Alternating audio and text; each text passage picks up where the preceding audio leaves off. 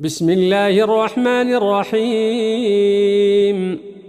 تبارك الذي بيده الملك وهو على كل شيء قدير، الذي خلق الموت والحياة ليبلوكم أيكم أحسن عملا وهو العزيز الغفور، الذي خلق 7 سماوات طباقا ما ترى في خلق الرحمن من تفاوت، فارجع البصر هل ترى من فطور، ثم ارجع البصر كرتين ينقلب إليك البصر خاسئا وهو حسير. ولقد زينا السماء الدنيا بمصابيح وجعلناها رجوما للشياطين وأعتدنا لهم عذاب السعير. وللذين كفروا بربهم عذاب جهنم وبئس المصير.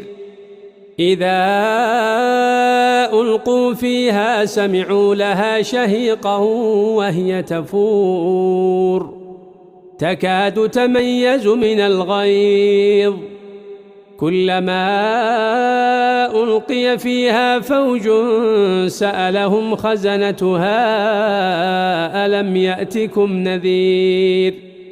قالوا بلى قد جاءنا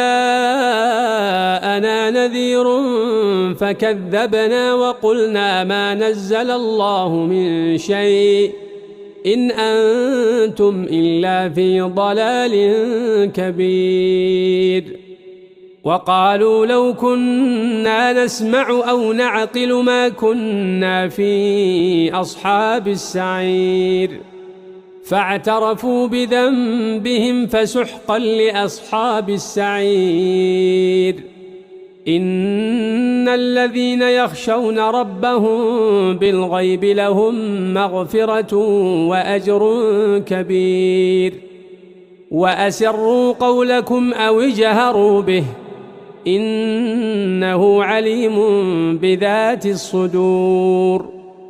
ألا يعلم من خلق وهو اللطيف الخبير.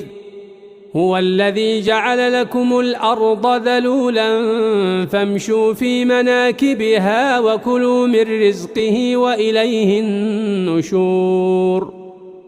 أأمنتم من في السماء أن يخسف بكم الأرض فإذا هي تمور، أم أمنتم من في السماء أن يرسل عليكم حاصبا فستعلمون كيف نذير.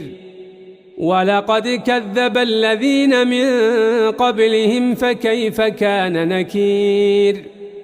أولم يروا إلى الطير فوقهم صافات ويقبضن ما يمسكهن إلا الرحمن إنه بكل شيء بصير. أمن هذا الذي هو جند لكم ينصركم من دون الرحمن إن الكافرون إلا في غرور. أمن هذا الذي يرزقكم إن أمسك رزقه بل لجوا في عتو ونفور. أفمن يمشي مكبا على وجهه أهدى أمن يمشي سويا على صراط مستقيم.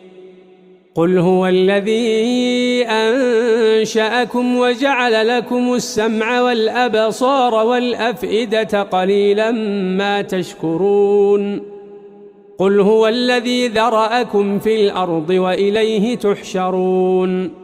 ويقولون متى هذا الوعد إن